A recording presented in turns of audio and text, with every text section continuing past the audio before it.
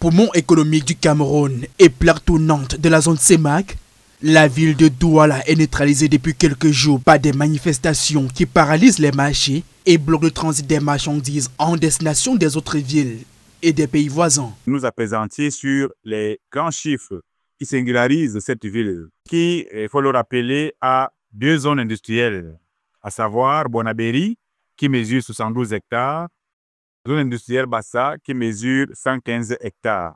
La ville de Douala, c'est également un port au transit en moyenne 11 000 tonnes de marchandises, c'est-à-dire pratiquement l'équivalent de 90% de nos échanges avec l'extérieur.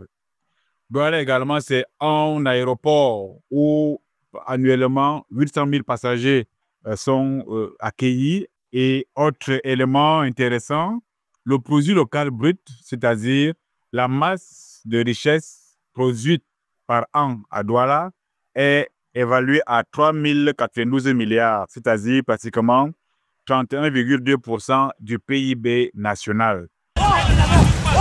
S'il est difficile pour l'heure de chiffrer, il est indéniable que les pertes pour l'économie nationale et sous-régionale sont inestimables. Fait observer le journaliste spécialiste de l'économie, Aloïs Onana. 2 jours consécutifs de blocus, comme c'est le cas actuellement, vous comprenez qu'on donne un coup de massue à l'économie camerounaise.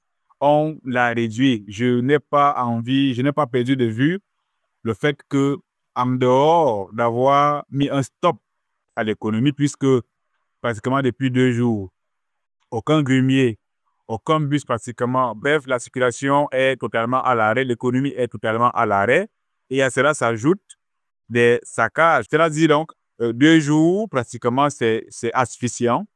Les impôts n'ont pas certainement collecté quelque chose. En plus des magasins mis à sac, des marchés et entreprises fermées, les ménages subissent eux aussi les affres de cette paralysie, passant progressivement de l'épargne au désépargne, c'est-à-dire à la consommation progressive des économies mises de côté en guise d'épargne.